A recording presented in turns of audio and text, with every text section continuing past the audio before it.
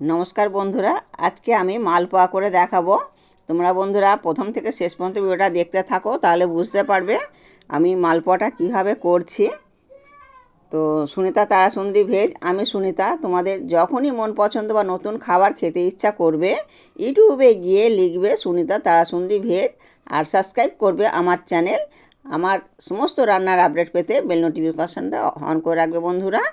तो एबारे आमी किन्तु मूल शोते फिरे आसছি। तो তোমরা প্রথম থেকে শেষ পর্যন্ত দেখতে থাকো। তো আমি একটা পাকা আম নিয়েছি, আমি পাকা আম দিয়েই কিন্তু আমের মালপোয়াটা করব। তো আমের মালপোয়াটা কিভাবে করব তোমরা দেখতে থাকো। আর পাকা আম আমি এটা ভালো করে ধুয়ে নিয়েছি, ধুয়ে আর ছুরির সাহায্যে কেটে নিচ্ছি। তো তোমরা বন্ধুরা বটি দিয়েও কেটে নিতে পারো, ছাড়িয়ে নিতে পারো। তো আমি ছুরি দিয়ে এটা কেটে নেব, নিয়ে আর আমের শাঁসটা বের করে নেব। তো কীভাবে করছি তোমরা দেখতে থাকো। তো এই দেখো বন্ধুরা আমি আমটাকে ছুরি দিয়ে এইভাবে কেটে নিচ্ছি। তো এইভাবে কেটে করে মানে খুব ভালোভাবে বের মানে শাঁসটা বের হবে। তো ছাড়িয়ে নিলেও সেটাও হবে। তো আমি কিন্তু এইটা করে নিচ্ছি, এটা করলে খুবই সুবিধা হয়। তো তার জন্য আমি এইভাবে করে নিচ্ছি। তো এই দেখো ছুরির সাহায্যে এইভাবে আস্তে আস্তে করে এগুলোকে ছাড়িয়ে নিতে হবে। তো এইভাবে আমি সবগুলো ছাড়িয়ে নিয়ে এগুলো কিন্তু আমি পেস্ট করে নেব। তো মিক্সি জারে দিয়ে পেস্ট করব।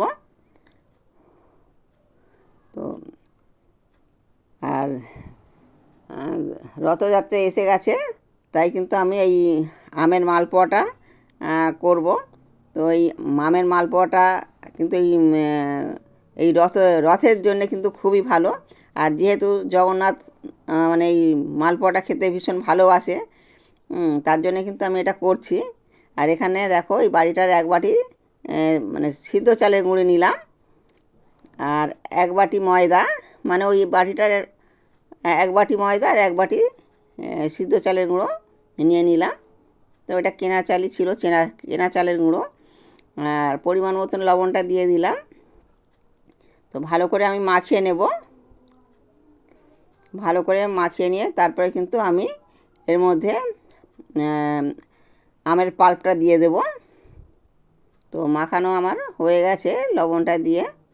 তো এই দেখো এই বাটিটার এক বাটি কিন্তু আমের পাল্প হয়েছে। তো আমের পাল্পটা দিয়ে প্রথমে মাখিয়ে নেব, তারপরে আমি প্রয়োজন পড়লে জলটা দেব। তো এর মধ্যে জলও একটু দিতে লাগবে। তো প্রথমে কিন্তু আমি জলটা দেব না, আগে আমটা দিয়েই মাখিয়ে নেব আমের পাল্প দিয়ে। তো এইভাবে আস্তে আস্তে করে মাখাতে হবে।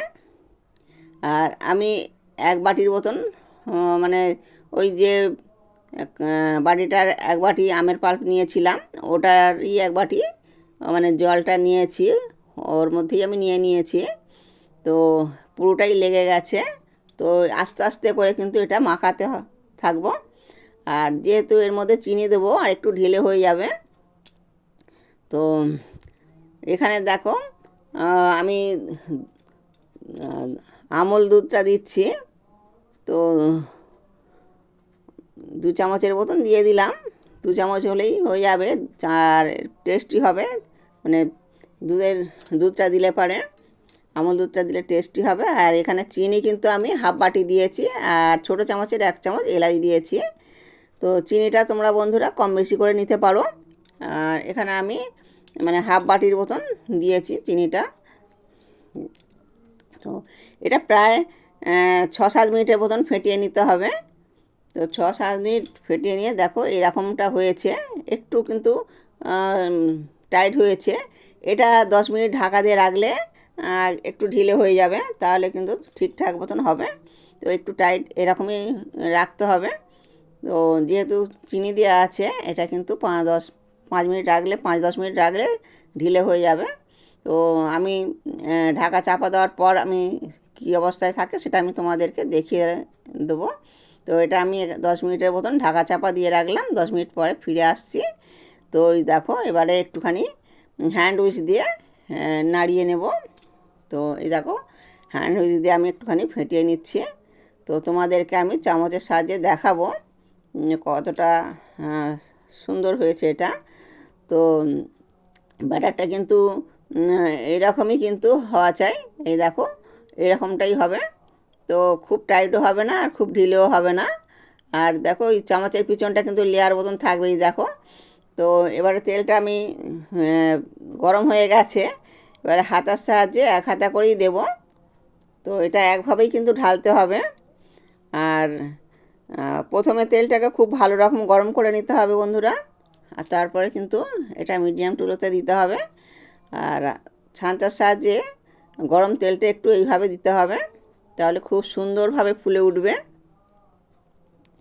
তো এইভাবে কিন্তু দিলে পরে দেখো সুন্দরভাবে কেমন ফুলে উঠেছে আর ভীষণ সুন্দর হয়েছে।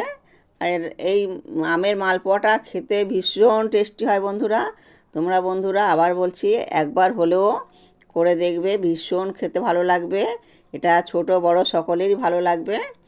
আর যেহেতু রথযাত্রা এসে গেছে, খুবই কাছাকাছি এসে গেছে, তোমরা একবার হলেও করবে। এইভাবে আমি কিন্তু সবগুলোই করে নেব। তো রথযাত্রা এসে গেছে তাই আমি জগন্নাথের প্রিয় খাবার মালপোয়া করছি। তো যদি ভগবানের এইটা প্রিয় খাবার বন্ধুরা, তাহলে এটা আমাদেরও প্রিয় খাবার হয়ে দাঁড়াবে। তোমরা একবার হলো এই মালপোয়াটা করে দেখবে। তো বন্ধুরা ভীষণ ভীষণ খেতে ভালো লাগে। হ্যাঁ, আর মানে কি বলবো, আম তো শেষের দিকে, একবার হলেও আম দিয়ে এই মালপোয়াটা করবে। আর যেহেতু জগন্নাথ কিন্তু এই মালপোয়াটা কিন্তু এই জগন্নাথকে এটা দিতেই হয়। আর আমরা মানে যখন পুরীতে বেড়াতে যাই তখন দেখি এই মালপোয়াটা প্রচুর বিক্রি হচ্ছে। আর এই মালপোয়াটা দেখো যখন মিষ্টির দোকানেও দেখবে, এই মানে বেশিরভাগ দোকানেই মালপোয়া কিন্তু তৈরি হয় এই মানে রথের দিনকে এই মালপোয়াটা তৈরি হয়। তো তোমরা একবার হলেও করে দেখবে।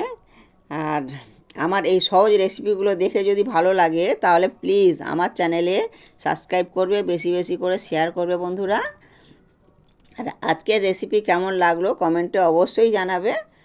তো এইভাবে সবগুলোই করে নেব, আর সবগুলোই কিন্তু খুব সুন্দরভাবে ফুলছে। তো এগুলো ভীষণ সুন্দরভাবে ফুলছে। আর দেখতে ভালো লাগলে কিন্তু সবার খেতেও কিন্তু ভালো লাগবে। আর এই এবারে কিন্তু আমি এইগুলো সব মানে এই একটা কাগজের মধ্যে রেখেছি। তো বন্ধুরা ভালো থাকবে, সুস্থ থাকবে, সাবধানে থাকবে। ভিডিওটা এখানেই শেষ করছি, আবার নতুন একটা ভিডিও নিয়ে চলে আসবো।